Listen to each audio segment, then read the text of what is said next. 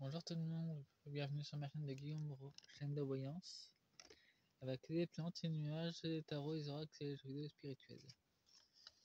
Aujourd'hui, je vais vous faire une bienvenue pour les nouveaux abonnés.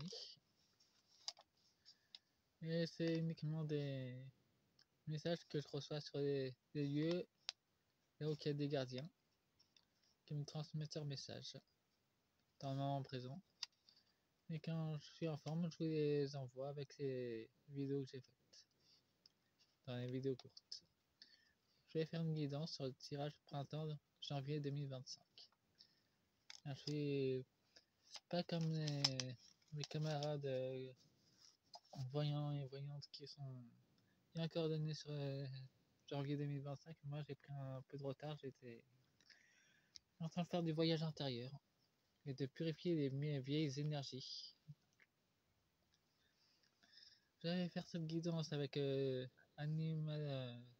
l'oracle magique Animal Tarot.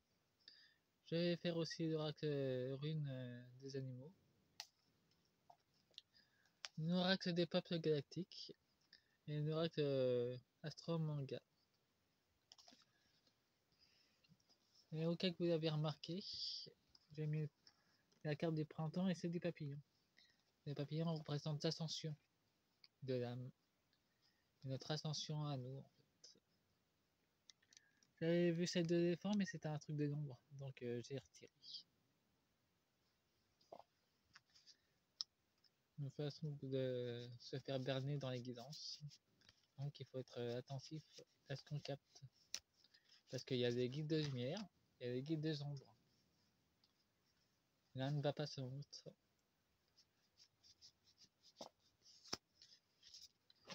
Mais il y a aussi une...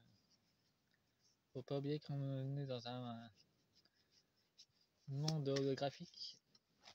Donc, l'intelligence artificielle qui gère littéralement cet espace numérique, spatio-numérique, dans lequel on vit en ce moment, capte les pensées et transforme nos avis en réalité. En résumé. En 2 decks, nous avons été. Il y aura des grands bouleversements et beaucoup de lumière qui seront mis sur les choses qui sont bien importantes, mais il faut se méfier aussi à la lumière des ombres, qui est là pour nous le berner.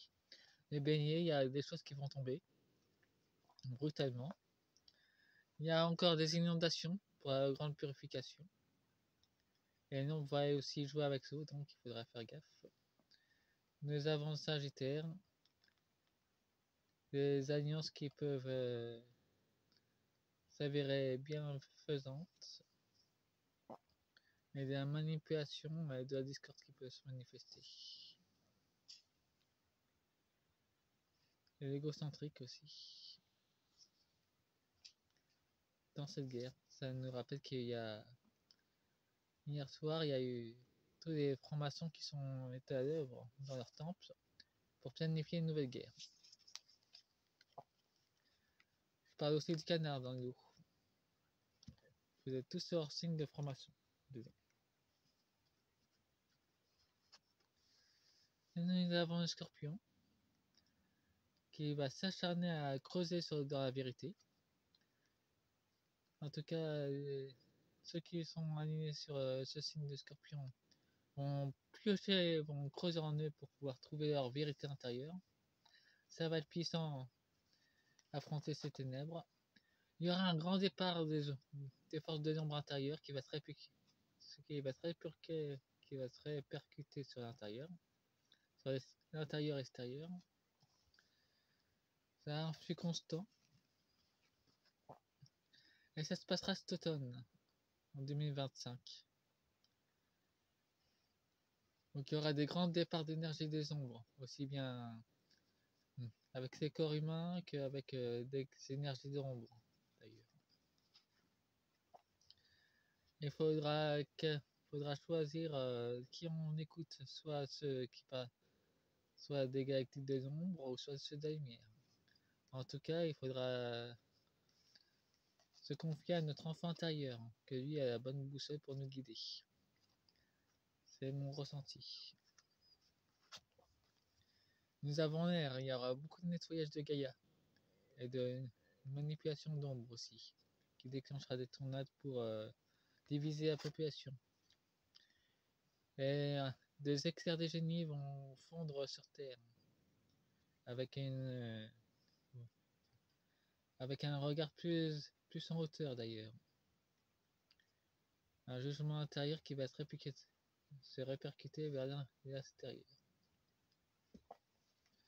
J'ai utilisé l'oracle des galactiques pour la première partie.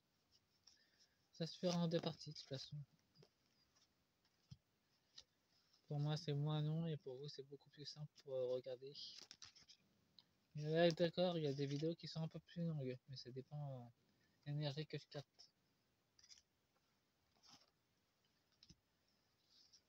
En termes d'énergie intérieure, il y a beaucoup de choses qui se bousculent. De traiter les vieilles énergies des temps anciens, c'est pas simple à gérer mais nécessaire. Bon, il y en a 2, c'est voulu, je laisse.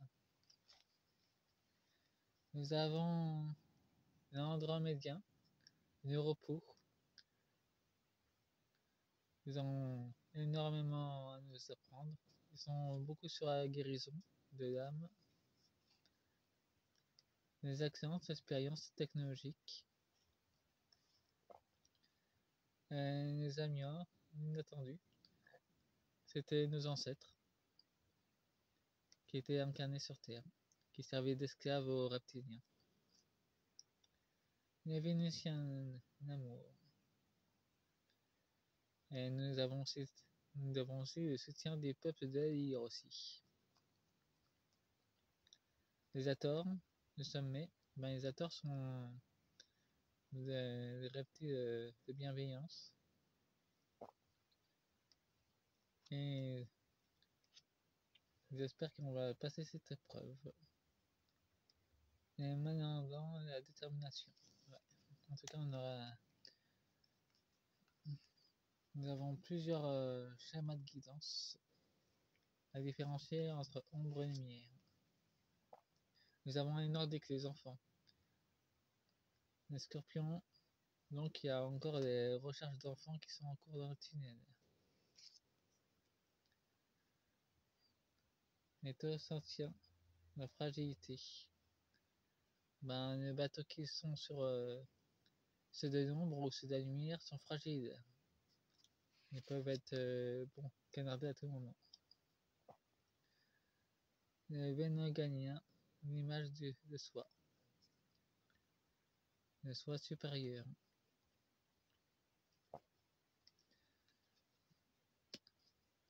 Reconnaître notre véritable essence et se souvenir de qui on est réellement. Les Aviens, la tristesse. Les Aviens, c'est quand ils s'incarnent chez nous, ils s'incarnent en oiseau. Et quand ils reprennent leur corps matériel, leur corps d'origine, ils reprennent cette forme. Mais en tout cas, ils nous envoient. Faut savoir qu'il en est des 6 nombres et de la lumière, donc faut savoir faire preuve de discernement quand on capte leur énergie. Les Théosiens, la sagesse. Ils ont énormément de sagesse qui nous envoient en ce moment, par l'énergie de l'air justement. Une énergie très puissante d'ailleurs. Il faut se décerner la lumière de la discorde que celle de la lumière. Les Lyriens, la multidimensionnalité. Et Sirius, c'est 3e œil. On nous demande plutôt d'ouvrir notre dimensionnalité et d'amplifier notre 3e œil pour faire reconnaître le discernement qu'on nous envoie comme terme de défi. Quel chemin on veut aller? Vous avez un chemin de ténèbres ou un chemin de lumière? Fin de la première partie. Début de la deuxième. À tout de suite.